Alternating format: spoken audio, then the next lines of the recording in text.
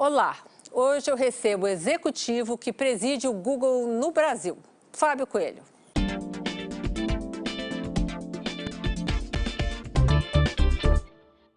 Vocês vão ter que dar um Google para saber quem ele é. Low profile, o executivo comanda no Brasil um fenômeno mundial, o Google. Hoje, depois de 19 anos da sua criação, a marca vale 110 bilhões de dólares, desbancando a Apple. Boa noite, Fábio Coelho. Muito prazer em ter você aqui. Prazer é todo meu. Quais são as realizações do Google no Brasil? Olha, o Google no Brasil, eu acho que a nossa maior realização é a empresa ter podido, ao longo dos últimos 12 anos, envolver um monte de gente na economia de uma maneira diferente. Sejam consumidores, usuários das plataformas do Google, sejam empresas, sejam produtores de conteúdo, que tem, por exemplo, os YouTubers, sejam desenvolvedores de software, trazendo a inclusão digital para o Brasil. Essa é a nossa maior realização. O Google veio para o Brasil quando? O Google entrou no Brasil, é uma história muito bacana. Havia uma empresa em Belo Horizonte, com alguns alunos e professores da Universidade Federal de Minas Gerais, que faziam um buscador no Brasil. Há 12 anos atrás, o Google ficou encantado pela qualidade técnica desse grupo e veio ao Brasil e comprou essa empresa.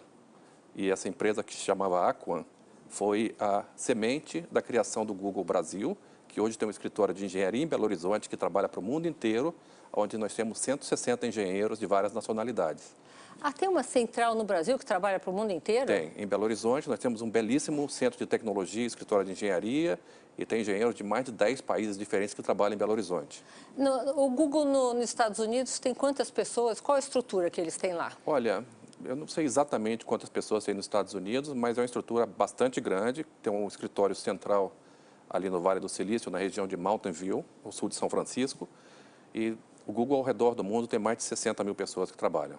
Então, uma empresa que se propõe a ser global, ela deve ter presença em vários países, inclusive o Brasil não poderia ser diferente. O Brasil é um dos 5 mercados maiores do mundo em relação ao acesso à internet.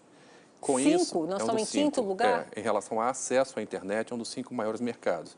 Com isso, o Brasil é uma potência, os brasileiros têm uma história de amor muito legal com o Google, que foi construída nesses últimos 12 anos. Então, a entrada no Brasil, embora tenha ocorrido com o escritório de engenharia em Belo Horizonte, ela, ao longo do tempo, ela naturalmente se expandiu para a chegada em São Paulo, e essa chegada em São Paulo significa que tem um escritório de geração de negócios, de atendimento de clientes aqui em São Paulo. Me diz uma coisa, você aqui, como as pessoas se imaginariam hoje sem o Google para consultar? Olha, isso remete a uma questão que é quais são os produtos do Google e como o Google quer trabalhar a inovação.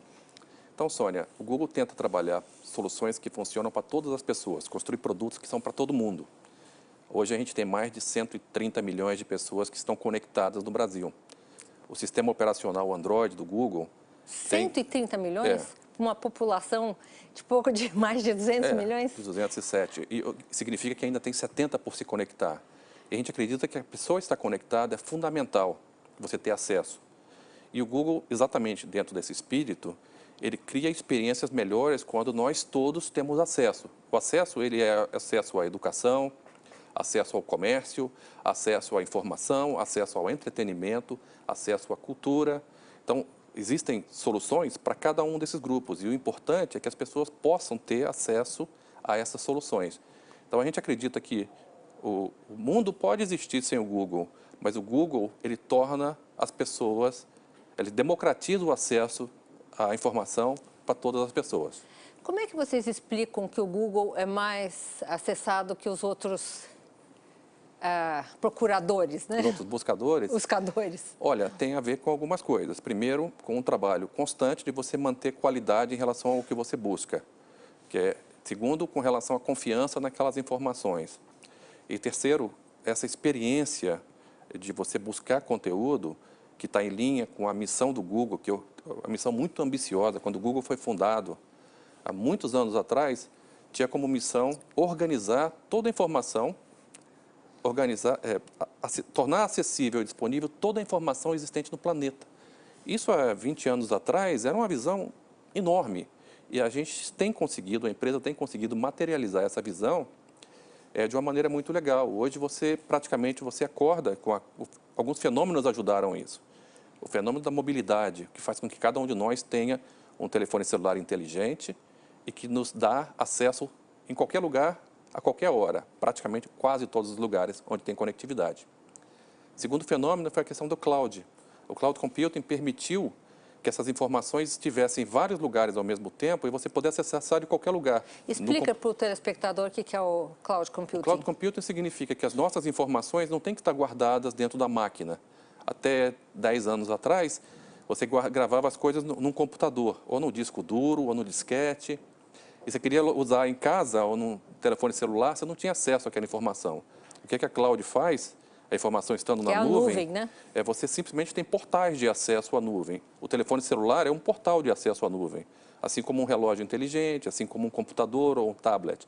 Com isso, esse fenômeno da mobilidade, mais o fenômeno da computação em nuvem, e mais agora, recentemente, a questão do aprendizado de máquina, o machine learning, você começa a ter uma informação de altíssima qualidade disponível o tempo todo que vem para te ajudar na tomada de decisão diária que cada um de nós tem. Quais seriam os próximos passos da Google em termos de simplificação de acesso? Existe esse processo? Alguém está estudando isso? Você, sei lá, acessar menos coisas para chegar em tal lugar?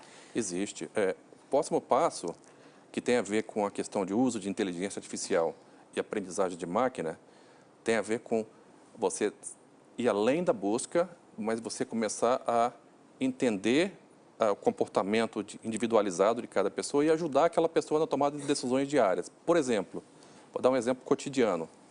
Você está indo para o Rio de Janeiro, no teu calendário tem que você tem um voo de uma companhia aérea. Aquele voo está atrasado. Você vai receber um alerta falando, olha, o seu voo está atrasado, portanto, você pode mudar de voo, remarcar a passagem, ou você pelo menos pode avisar as pessoas que você está atrasado. Essa é uma fronteira boa, que é a fronteira de você passar a assistir as pessoas de uma maneira mais proativa. Prestação de serviço. E particular, né? Uma assessoria particular. Particular e individualizada. A outra coisa que eu vejo muito legal é a questão do uso de voz. A busca por voz, a questão das informações, você conseguir conversar com a máquina e ela te dar respostas. Esse é um negócio que cada vez mais está presente na vida das pessoas. Você não precisa mais ficar teclando, especialmente que todos nós estamos o dia inteiro com o telefone celular. A busca por voz já é um fenômeno no Brasil. Fábio, você falou em voo, passagem, aeroporto. Eu lembrei de um fato aqui que as pessoas experimentam muitas vezes que viajam. O sistema, por exemplo, da Infraero, ele é muito mais lerdo que o das empresas. Você não consegue saber que um voo está atrasado, porque o sistema ali dos painéis, ele é mais lento. Para você prestar um serviço desse tipo, todos os outros serviços no Brasil teriam que ser melhorados. Você concorda com isso? Eu acho que é um processo natural, onde os consumidores, os usuários passam a ser mais exigentes. A internet tem um fator muito importante não só de inclusão social, mas também de cidadania.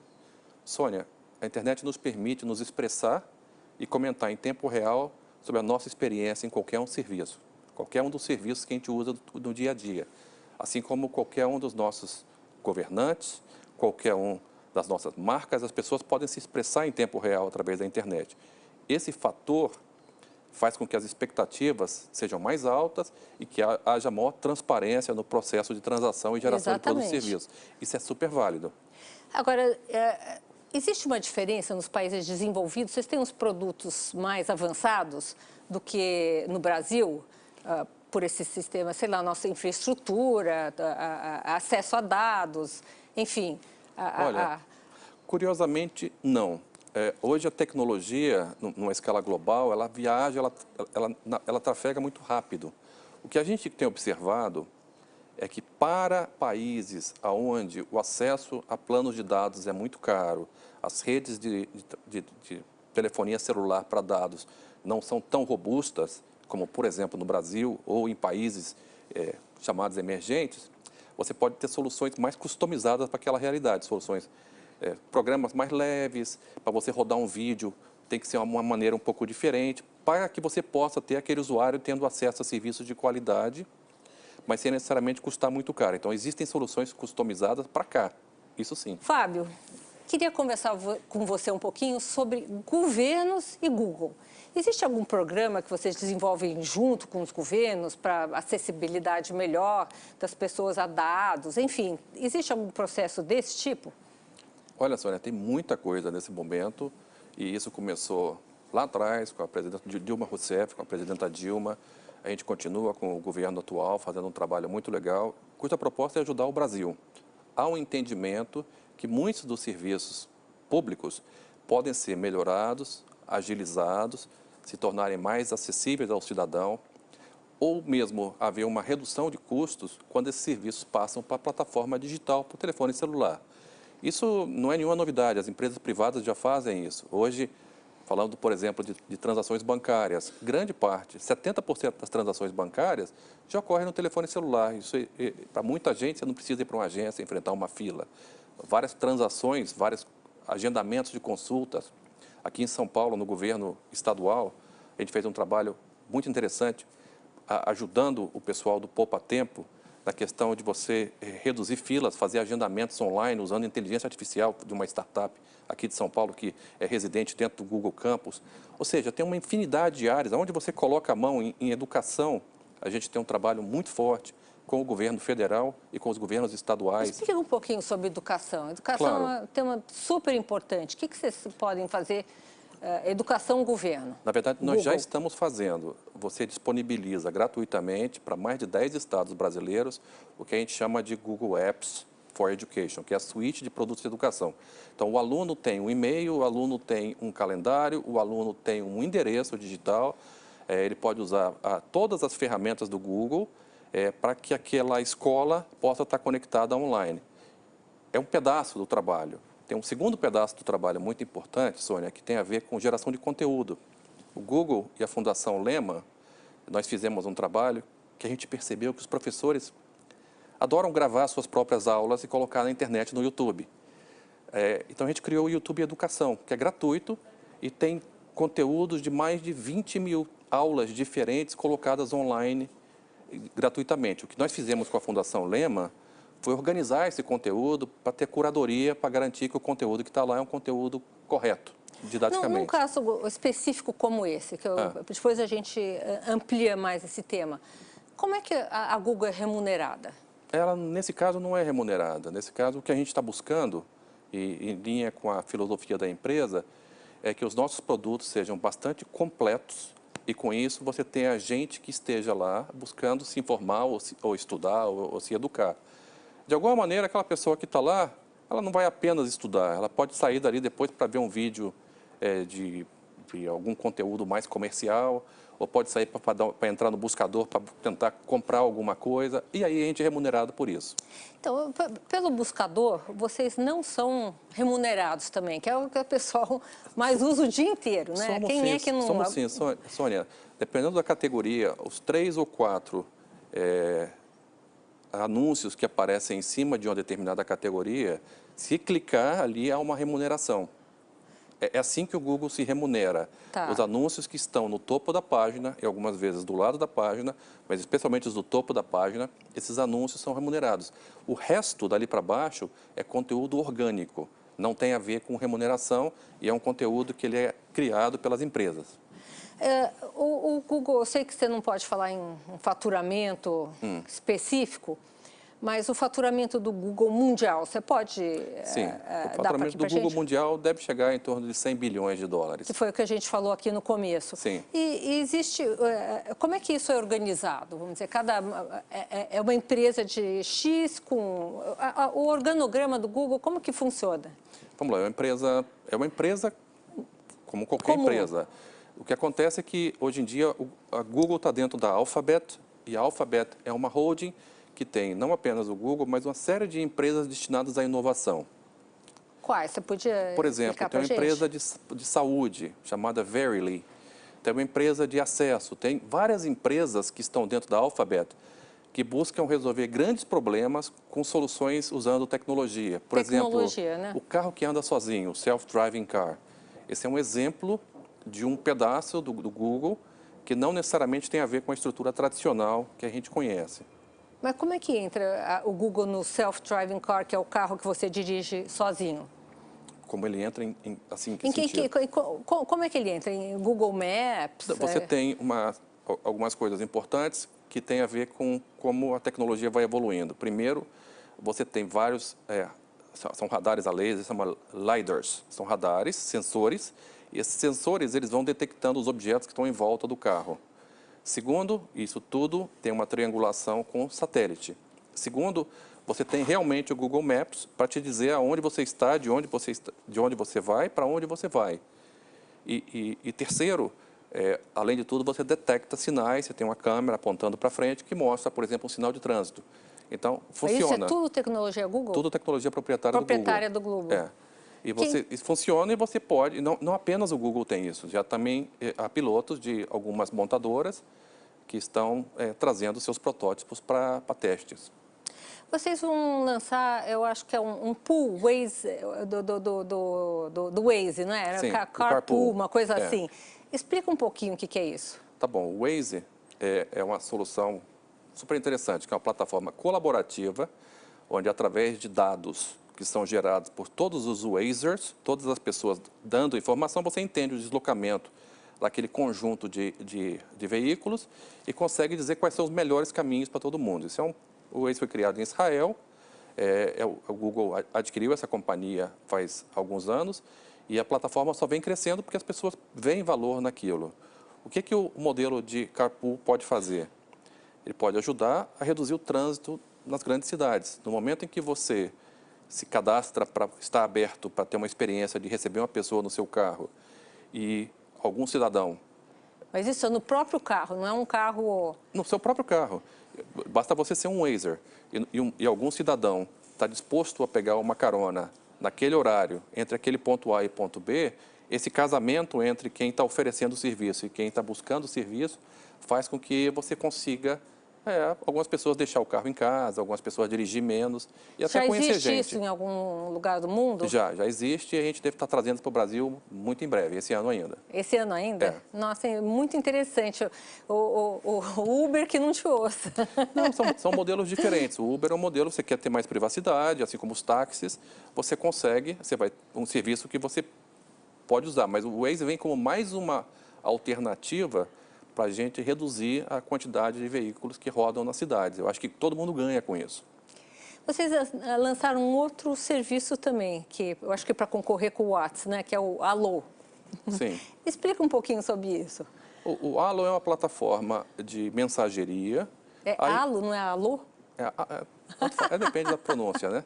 É uma plataforma de mensageria que ela tem um monte de elementos de inteligência artificial por trás. Então, você faz uma pergunta, ela te oferece assim, algumas respostas padrão já montada embaixo para você poder não precisar teclar tudo. Porque, exemplo básico aqui, se eu te mandar uma mensagem falando bom dia, normalmente você não tem muito mais do que 10 respostas que você pode dar. Então, ela te oferece algumas respostas embaixo. Ainda é um serviço novo que está sendo testado, está quase no estado de protótipo, ainda evoluindo para o mercado. Mas é um serviço que promete muito.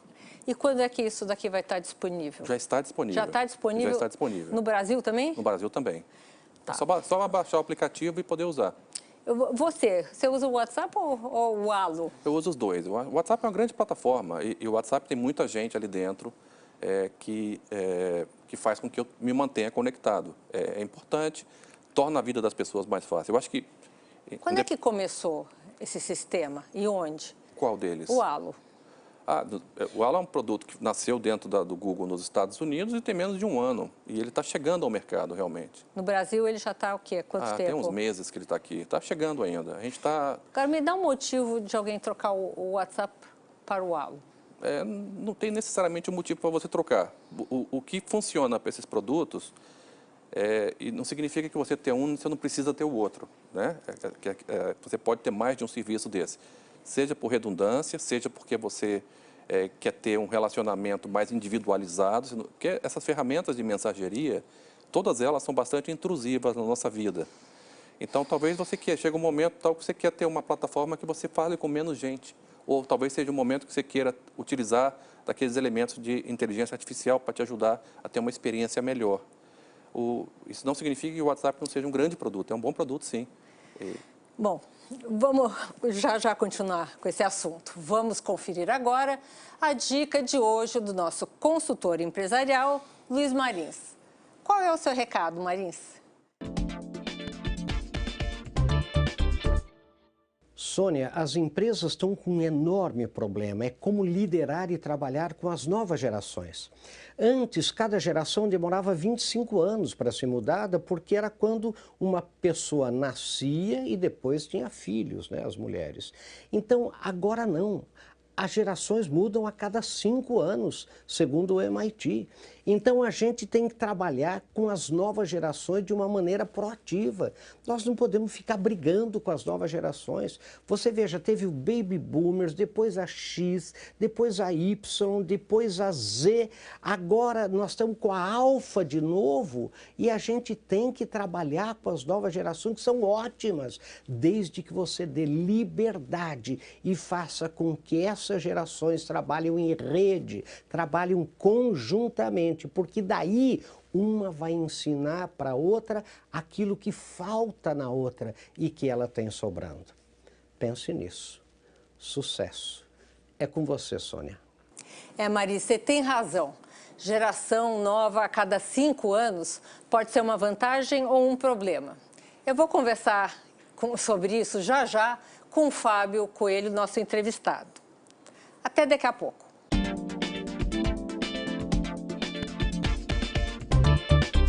Voltamos com o Fábio Coelho, que comanda o Google no Brasil, uma das empresas mais admiradas e inovadoras do mundo.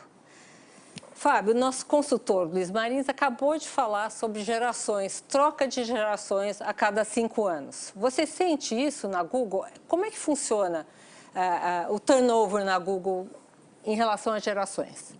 Olha, eu sinto, primeiro, eu concordo... Quantos anos você está lá? Eu estou lá há 6 anos Tá. E eu vi 3 empresas diferentes em 6 anos. Quando eu entrei, o Google era que era um Google que ele se orientava mais a plataformas de PC e tablets. Depois, hoje em dia, já é uma empresa mobilidade, já evoluindo para ser uma empresa de inteligência artificial e machine learning. Em relação à pessoa, Sônia, que eu acho que é importante, eu concordo com o Marim, eu acho a geração atual, os millennials, maravilhosos, e eu acho que nós temos que entender essa mudança da sociedade, que não tem muito a ver com idade, eu acho que tem a ver muito mais com você entender os tempos modernos e as transformações que as tecnologias trazem às pessoas. Por exemplo, a geração atual, ela não trabalha dentro de um modelo piramidal, ela trabalha dentro de um modelo em rede. A geração atual é muito mais informada, porque tem mais acesso ao conhecimento, do que as gerações anteriores. Embora as pessoas, às vezes, achem que esse conhecimento não está totalmente transformado em negócio. Tem a ver com idade, um pouquinho, nesse caso. Mas também as informações são pouco seletivas, né? Fábio, existe esse fenômeno da internet, ele gerou uma abundância de informações pouco seletivas, né? Como eu acredito que vai haver um afunilamento. Eu não sei se você sabe, vou te contar uma história. Quando apareceram os jornais, sabe qual era o medo na época? E esses jornais vão escrever o que eles quiserem e ninguém vai poder falar nada. Realmente foi assim, só que os jornais que escreviam, que começaram a ter credibilidade e lidaram com a verdade, foram os que sobreviveram. Na internet pode ser assim também. Tem um fator de credibilidade, tem um fator de relevância. O que a internet se propõe, eu acho que o que está por trás dessa grande transformação é que nós todos, empresas, pessoas e marcas, temos que nos manter correntes e relevantes. E a relevância faz parte do processo da pessoa estar aberta para aprender coisas novas o tempo todo. Acho que sim, há uma abundância de informação, mas eu vejo essa abundância como algo saudável. A gente tem uma geração extremamente empreendedora, o custo de empreender caiu. Então, eu vejo que nos próximos anos, e a gente já começa a ver isso, muitas pequenas empresas vão nascer em qualquer lugar do mundo e vão ter condições de produzir, de criar produtos e serviços que funcionam para determinados grupos pequenos. E existem formas de ganhar dinheiro que não estão necessariamente associadas apenas com o trabalho como a gente conhece. Fábio, eu concordo com você, mas em termos de fazer uma peneira de informações que são tão abundantes na internet. O Google, por exemplo, enfim, é uma máquina de informações e não há um processo seletivo de dizer, olha, isso aqui vale, isso aqui não vale, isso aqui é mentira, isso aqui... Como é que esse processo pode se dar se é que vai se dar dentro da internet? Em termos de empresas, eu entendo, isso daí vai ser um facilitador. Mas em termos de conteúdo e informações verídicas? Eu acho que a gente entra numa seara que é a seara do bom jornalismo. Acho que bom jornalismo, boa curadoria de fatos em relação a determinados assuntos sempre vão ser importantes. Quando as pessoas hoje em dia têm um acesso a uma quantidade abundante de informações, elas naturalmente a selecionar que informações que elas consideram mais relevantes. Cada vez mais, essa curadoria, eu acho que ela faz parte de você entender outros pontos de vista. Mas você acha que ela é feita naturalmente ou nós vamos ter que ter uma entidade externa para separar isso? Eu acho que ela é feita naturalmente. A internet, por definição, você não consegue organizar essa quantidade de informações que são postadas por nós, inclusive, por todos nós, cidadãos. Então, eu acho que tem a ver com, sim, as pessoas sabem quem é a Sônia Rassi e as pessoas sabem que você tem um histórico de excelente curadoria de conteúdos. Por isso que as pessoas te seguem. Eu estava falando em coisas mais básicas. Eu não vou falar quem, mas eu tenho uma amiga, atriz, que ela, de repente, acordou um dia e falou assim, eu tô com trombose. Eu falei, mas por que você acha que você está com trombose? Não, porque eu peguei os sintomas, fui olhar na internet, é trombose, entendeu? Esse tipo de coisa que eu estou dizendo também é muito difícil. Excelente ponto.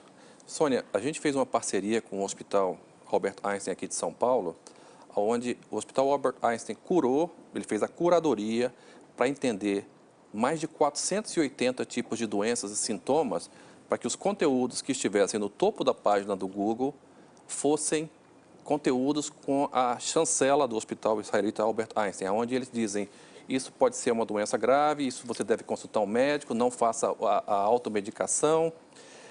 Eu acho que é um processo natural de evolução das pessoas, de conhecimento e de conscientização das pessoas em relação à busca dos sintomas de qualquer coisa, a busca da informação, ela tem que ser aberta. A curadoria, ela pode ser feita por grupos, mas não necessariamente tem que ser feita por grupos. Vocês fizeram só com Einstein, não fizeram só com outros? Einstein. Foi o segundo do mundo, primeiro foi a Mayo Clinic nos Estados Unidos, a gente percebeu que havia muitas buscas em relação a doenças e sintomas, o famoso Dr. Google, e a gente queria que o Dr. Google tivesse realmente a chancela de uma entidade séria e fizemos esse trabalho com Einstein.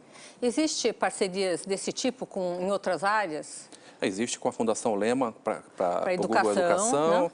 Existe com as prefeituras e com as entidades de trânsito em relação a tráfego, informação de tempo real.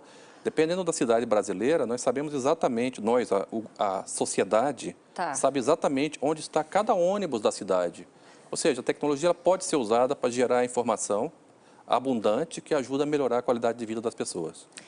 Vamos voltar um pouquinho ao nosso assunto sobre a geração, 5 anos de novas gerações. Sim.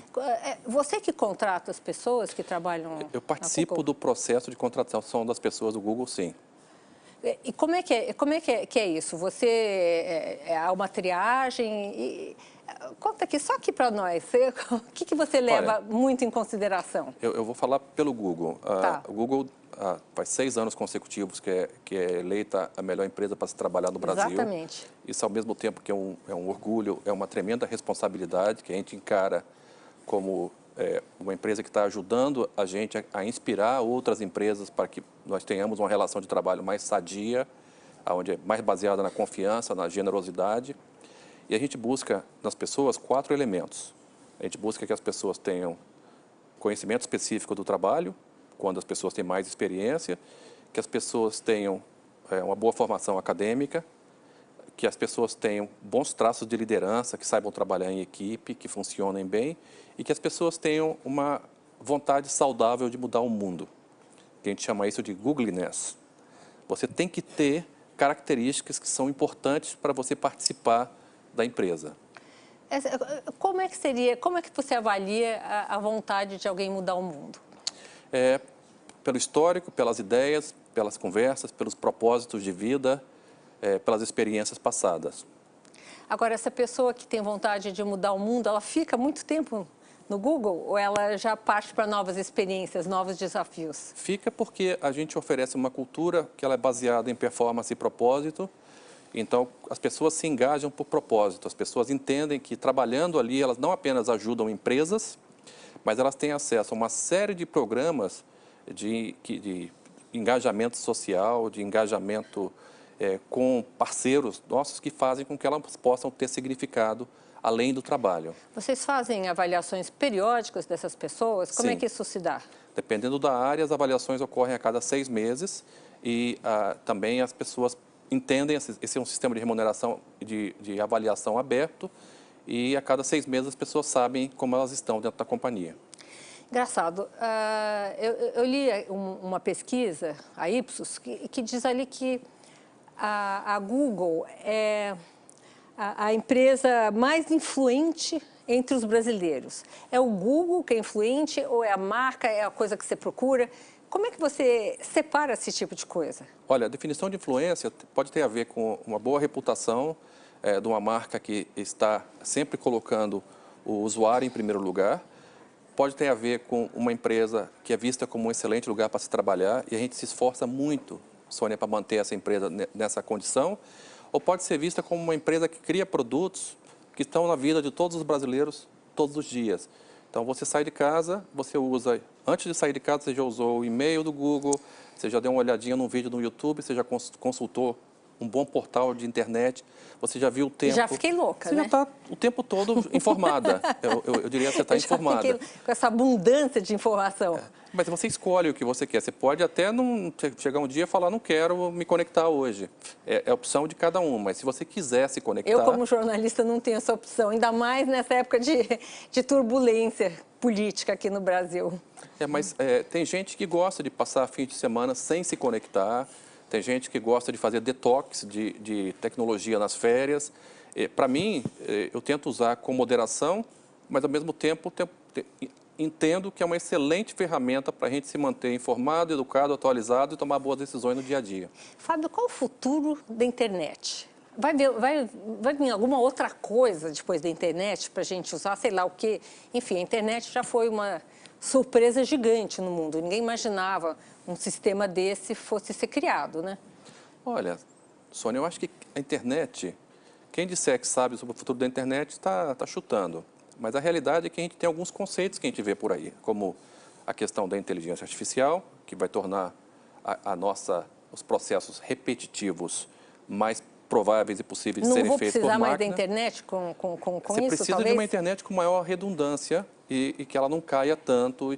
Então, tem protocolo sendo desenvolvido para isso.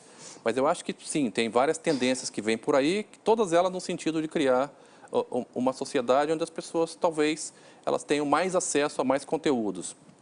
Para as empresas, para as pessoas, enfim, a cada vez mais existe uma necessidade de você ter algo desenvolvido só para você. Como é que você vê isso? Eu vejo com muito bons olhos, é o conceito da personalização. Então, através do entendimento dos dados de cada pessoa individualizada, você consegue gerar uma experiência legal para aquele cidadão, para aquela cidadã. Por exemplo, a Sônia quer ir a Fortaleza. Você vai buscar um hotel na internet, você pode depois estar sendo oferecida um serviço de transporte, passagem aérea, uma viagem para Jericoacoara, um hotel em Jericoacoara, um programa em Canoa Quebrada. Isso tudo tem a ver com a internet trabalhando, as empresas trabalhando para dizer o seguinte, já que você quis isso, que tal mais aquilo? A mesma coisa que ocorre em belas plataformas como o Netflix. Já que você gosta dessa série, que tal essa outra? Isso tudo tem a ver com o uso de inteligência artificial para melhor personalizar a tua experiência e fazer com que você tenha novos descobrimentos. Fábio, nós estamos já aqui acabando o nosso tempo. Vou fazer uma última pergunta. Como é que você se vê daqui a 10 anos? No Google? Daqui a 10 anos eu me vejo ajudando, dando mentoria, trabalhando com jovens Não necessariamente no Google. Eu estou no Google há 6 anos, mas eu me vejo ajudando outras pessoas que possam... Primeiro, eu me vejo me mantendo corrente, atualizado. Eu acho que a gente não pode deixar de se manter atualizado. Segundo, eu acho que o meu papel em 10 anos ele muda. Eu posso estar dentro de um Google Campus aqui em São Paulo ajudando, muito mais como, talvez como um investidor, talvez como um professor universitário, talvez como um mentor, talvez como um conselheiro. É interessante isso. Hoje não existe mais aquele apego ao emprego, né? Você vai se mexendo conforme um ditado interno, não é? Mais ou menos por aí? Eu acho que eu adoro o Google e quero continuar lá por muito tempo. Eu acho que, Sônia, o importante em qualquer emprego, em qualquer relação de troca de trabalho, é que você tenha impacto, aprendizado contínuo e pessoas legais ao seu redor. Eu tenho hoje em dia um impacto social, econômico trazido pelo Google, que eu ajudo a representar no Brasil, que eu acho extraordinário. Tenho um ambiente de trabalho espetacular, com pessoas maravilhosas e continuo aprendendo o tempo todo. Enquanto essas 3 variáveis estiverem trabalhando a meu favor, eu quero muito continuar no Google. Agora, naturalmente, eu acho que isso vale para qualquer ambiente de trabalho. Olha, Fábio, eu tenho aqui uma lista gigante de perguntas, mas enfim, vai ficar para uma outra próxima. Tá ótimo. Muito obrigada por dispor do seu tempo aqui com a gente. É um prazer, Sônia. Obrigado, tá? Obrigada a você. O Show Business de hoje termina por aqui. Eu, Sônia Raci, tenho um encontro marcado com você na próxima semana, aqui nos estúdios da Band, em São Paulo. Até lá!